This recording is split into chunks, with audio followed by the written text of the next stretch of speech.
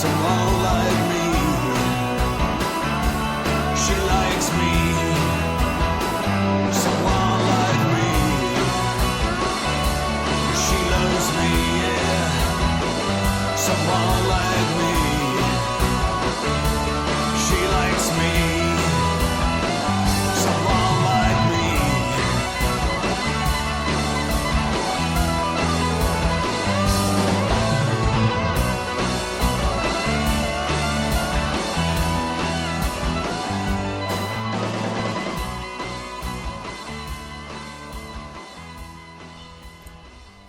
That was Logan with She Likes Me. You know what? But that was a really cool tune. Vocally, I'm not sure if anyone else knows this, but he reminded me a lot of Joe Strummer. Yeah. Oh, I was on a different. Yeah, I was on a different as well. I was on Mark Knopfler.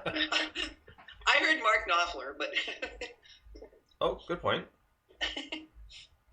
But otherwise, in that note, I really enjoyed the song. I loved the cool solos at the end, and I think it flowed really well. I think it had an awesome bridge, to be honest with you. It did. Listen, just for I don't think we've gone over this. We usually let our guests comment second after Brian, so. So yeah. Oh. We forgot to tell you that part. Whoopsie. I really enjoyed that song myself. I was sort of trying to think of I don't know, to me it had a little bit of even a Lou Reed kind of feel to it, Yeah. But definitely a Clash-esque. I mean, some buddies of mine are in a cover band called Sandinistas down in Charleston, and there's just so much material there to cover. They just have a hoot. But I really enjoyed that song, and one thing that I always wish I had more in my music is a nice guitar solo. I really like the guitar work towards the end of that one. Yeah, I did too. Nolan, Catherine? Yeah, good tune. Very garage bandy sounding. I got psychedelic furs out of the vocalist, but everything.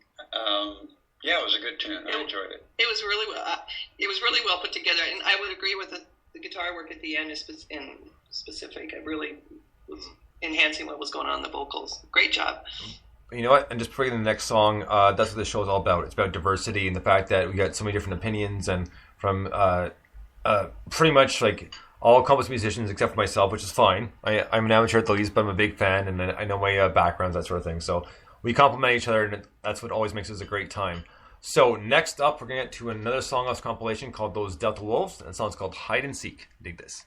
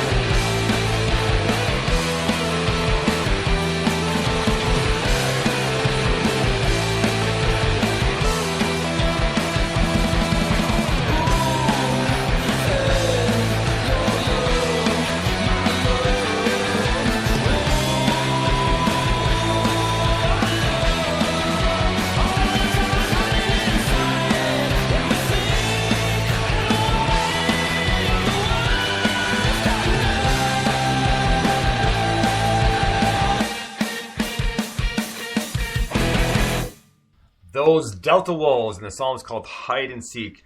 Now, there's definitely a heavy grunge influence there for sure, and the timing was kind of like, it was a mix of almost, we'll see, a punk alternative, and I really enjoyed it. I mean, that really kind of spoke to me, kind of almost dragged me back to what we'll call my quote-unquote roots, at least from my high school days, so it was a really good tune. I really enjoyed it. Michael? Yeah, I really enjoyed that one. Now, I'm just sensing different things from that. The song has huge energy from beginning to end. I mean, there are some sections of that song that I'm like, and in general, to me, the feel of the song, like if they recorded with the click track, they probably threw the click track out pretty quick because it's such a natural feel, such a natural kind of jam to that song that it's. I don't know. I really enjoy that song. It's got a good driving beat, good solid song.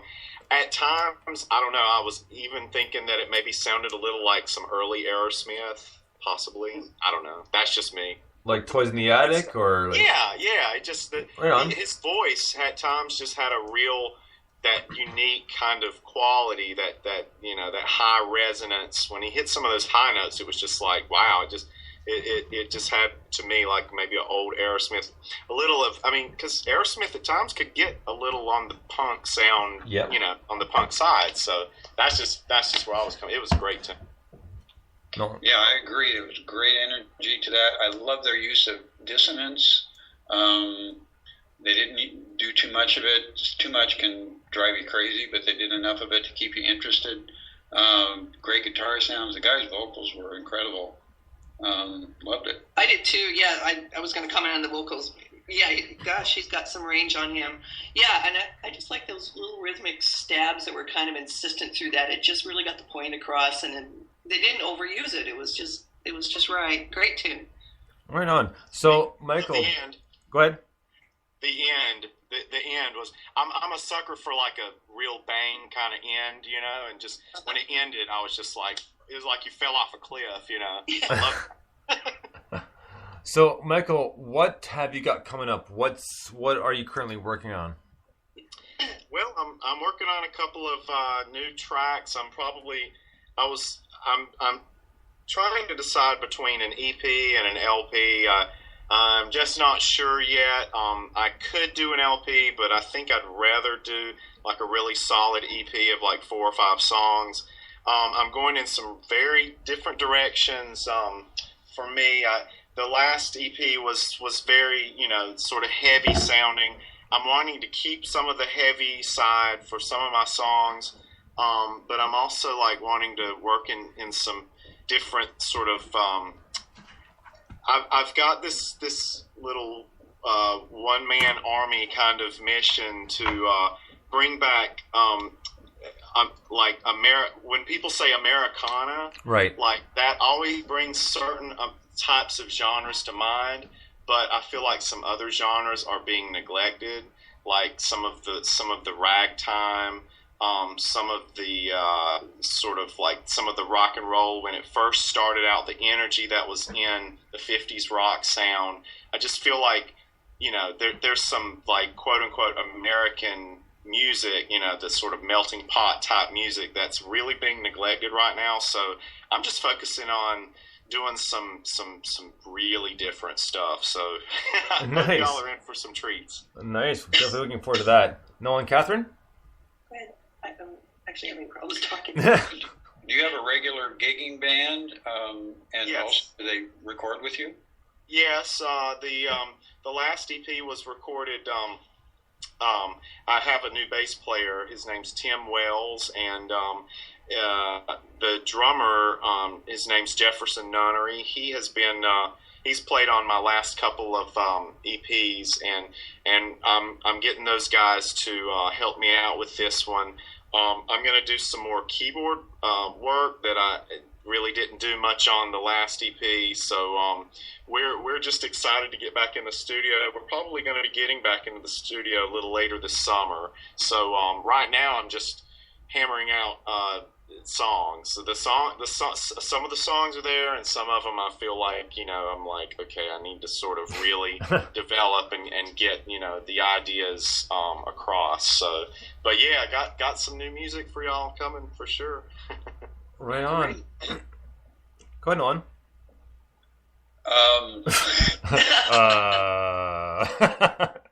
Dead air.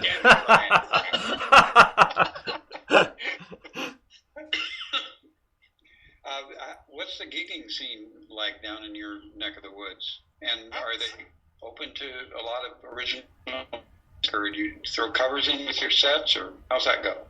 That's a great question, Nolan. I right now I probably play an average once or twice a week. That's about all Nice. I can handle with my private students and my teaching and things like that. But the gigging scene down here is pretty solid. There is a pretty good market, I think more than there was 10 years ago, pretty good market for original artists. I'm able to sort of mix up. I do some covers when it's sort of like, when I feel like it is kind of, Fitting? expected, if Right. I'm expected to do that. I prefer to do mostly originals. I'll throw some covers in there, but I'm in a position to where I can pick gigs that I don't have to learn, like, the old standby songs that you Right. keep hearing over and over and over, and we're not going to name them, but No. you can imagine. But yeah, I try as much as I can to stick with the original stuff. So, but yeah, there's a pretty good market for it, and there are other like some radio stations down here that really promote us, the original artists. But I'll throw a cover in there for the crowds. We all have to sometimes. Oh yeah. Right on. So, we've got about 45 seconds left here. So, Michael, thank you so much for joining us tonight. It's been so much fun, man. We'd love to have you back on the show very soon. I would love to be back, and you guys are great. We love what y'all do out here, and I've had a blast. We have too. This was a great interview. It was wonderful talking to you. Thank you. So, Thank you. Michael, I'm going to get you a hold line just for 1 second, all right? So, this has been Dr. Bones with the Mad Andersons and our special guest, Michael Daltrey. We'll be back with NMS Part 2 very soon, so we'll talk to you in a few. Till then, Bones out.